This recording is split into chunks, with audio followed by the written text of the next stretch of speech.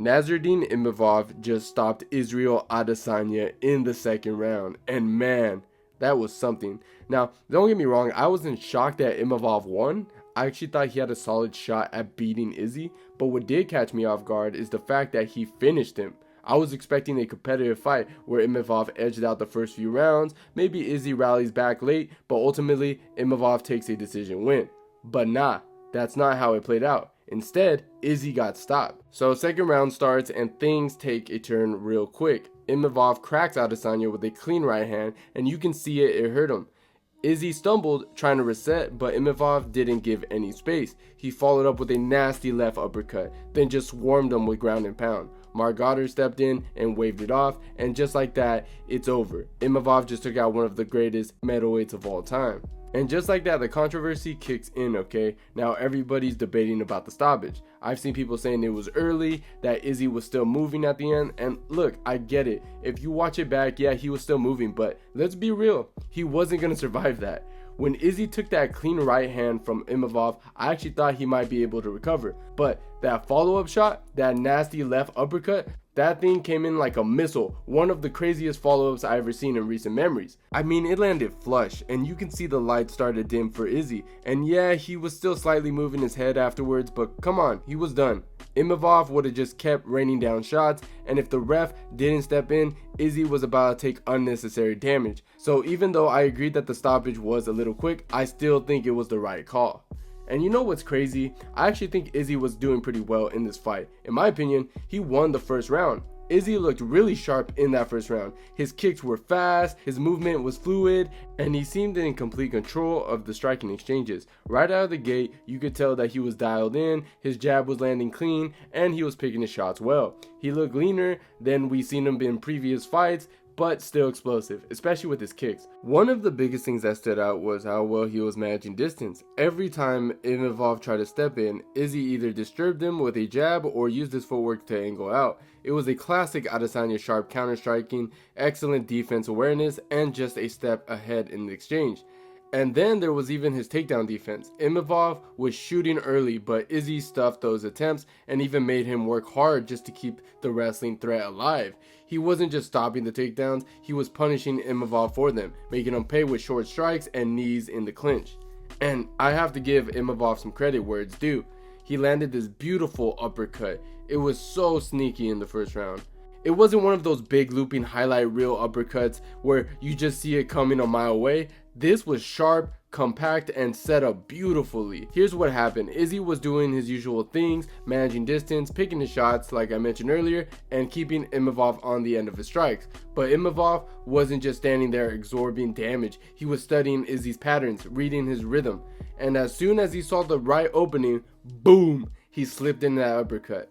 What made it work so well was the timing. Imavov waited until Izzy was in transition. Right in that moment, he was shifting weight forward, probably expecting another jab or a feint. Instead, Imavov snuck that uppercut right up in the middle and landed flush. Now, it didn't drop Izzy, but you could see it got his attention. He backed up, reset, and you could tell that he was a little bit more cautious after that. And that's the thing, a well-placed uppercut against a guy like Izzy who relies on so much on head movement and distance control can be a game changer. It forced him to think twice about slipping forward or ducking under shots, which in turn makes him a little more hesitant to fully engage. But here's the thing, this is where I started to notice a shift. Adesanya looked great early on, no doubt about it, but I could see that he was burning a lot of energy in that first round.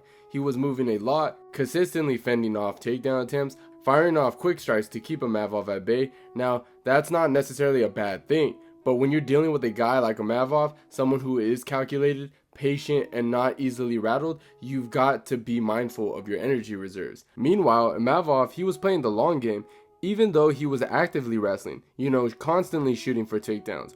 He's been trying to work consistently to get Izzy down, but he wasn't overextending himself or wasting unnecessary movement.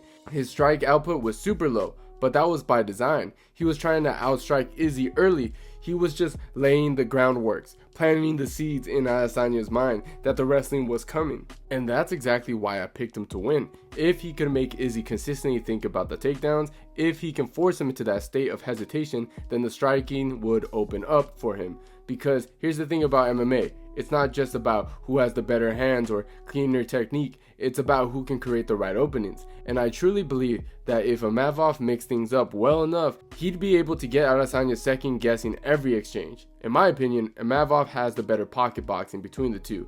He's got the tight, choppy right hands, and when you combine that with the threat of the takedown, it becomes a dangerous weapon. If your opponent is worried about getting shot on, they're not fully committing to their strikes. They're reacting, not attacking, and that's where Imavov found his moment. And man, he caught Izzy clean in that beginning of that second round and just dropped him, followed up perfectly, and landed one more right on the button. Boom, TKO. And honestly, I thought it was a fair stoppage. There was no real controversy there, but I'm not gonna lie, it was kind of sad to watch. Look, I've had my gripes with Izzy. I've criticized certain things about his game, but seeing someone go on a 3-fight skit like this, that's kind of tough. It's just rough to see a guy who was on top of the world fall that hard, that fast. Whether you love him or hate him, you still gotta acknowledge how wild that is. And for Izzy fans, man, this has to feel like that moment when Alex Pereira got knocked out by Adesanya. You know what I mean? That kind of gut punch moment where you just stare at the screen shocked. Like, did that really just happen? I still remember when Pereira got knocked out by Izzy, and dude, that was one of the worst experiences I've ever had being a UFC fan. Just brutal.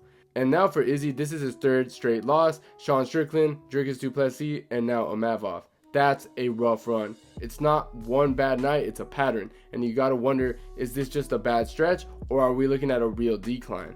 So what's next for both guys? That's the big question, am I right? I guess we'll start with Imavov.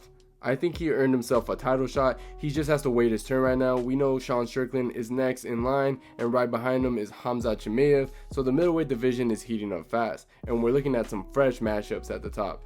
That's exciting, you know what I'm saying? But here's the real question. Do I think Imavov beats any of those guys if they're champ by the time he gets his title shot? Honestly, probably not. Let's break it down. If Dricus du Plessis is champion, I think he beats Imavov. Yeah, Dricus is wild, his style is awkward, and sometimes it looks like he's falling over his feet, but he makes it work. His blitz offense is durable, and his ridiculous cardio would be a nightmare for Imavov, especially in the later rounds. Dricus just doesn't slow down, and that's a big issue for Imavov, who has historically struggled with cardio.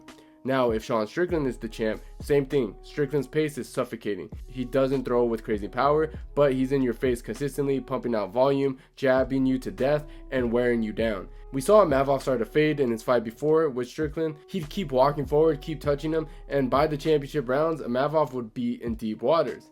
And then there's Khamzat. Man, I don't think that fight would be even competitive. Khamzat would run through Imavov. No disrespect, but we're talking about a completely different level of wrestling and physicality. Khamzat would just shoot early, get Imavov to the ground, and just maul him. The cardio issue wouldn't even be a big factor because Khamzat wouldn't need 5 rounds. He'd probably get it done in 1 or 2. But here's the thing, regardless of whether I think Imavov beats any of them, it's still great to see new blood at the top of the division. The middleweight division needed this shakeup for the longest time. It was just Izzy, Whitaker, and maybe a few other rotating in and out. Now we've got Dricus, Strickland, Khamzat, and now Imavov making his mark. And that's exactly what this division needs. Now, as for Izzy, what's next for him? That's a big question because let's be real, he's in a rough spot. Right now, he's ranked number 2, but after his loss, I expect him to drop to like number 5, maybe even lower. And with a 3-fight losing streak, this is uncharted territory for him. He's never had a rebound from something like this before, so what's the move? I think he's got 2 options, and both come with their own risks. Option 1, test him against a dangerous contender like Cajo Bravo if Izzy still believes he's an elite fighter and wants to prove it. This is the kind of fight he takes. Brajalo is young, hungry, and well-rounded. He's got solid grappling, sharp striking, and the kind of pressure that can cause Izzy problems. Now, if Izzy's takedown defense isn't what it used to be, Brajalo is that kind of fighter who's going to expose that. But on the flip side, this will be a high-risk, high-reward fight. A win here shuts a lot of people up, but a loss? That's a 4-fight losing streak at that point. Or option 2, take a safer fight against someone like Brendan Allen. Now, if Izzy wants to get a win under his belt, Allen is so much a safer option, and honestly, I think Izzy could run through him. Allen is solid, he's got good jiu-jitsu, but he's also very hittable, not particularly fast, and doesn't have that kind of power or pressure that usually gives Izzy trouble. This would be a fight where Izzy could reset, find his rhythm again, and build some confidence. But here's the issue, Allen is ranked number 9, a win over him wouldn't mean much in the grand scheme of things. So what's the right move? It all depends what Izzy wants. If he's still focused on competing at the highest level, he goes after a guy like Brawlhalla or someone around the top 5. But if he just wants to get a win, reset, and take a step back from the pressure, he takes a fight with Allen. And honestly, there's also a third option. He takes time off. Maybe he needs it after everything accomplished. Maybe it's time for a long break, a full reset, and a chance to come back fresh. But knowing Izzy, I don't think he's the type of guy to sit back and watch for too long. I think he'll be back sooner rather than later. It's just a matter of time which path he does take.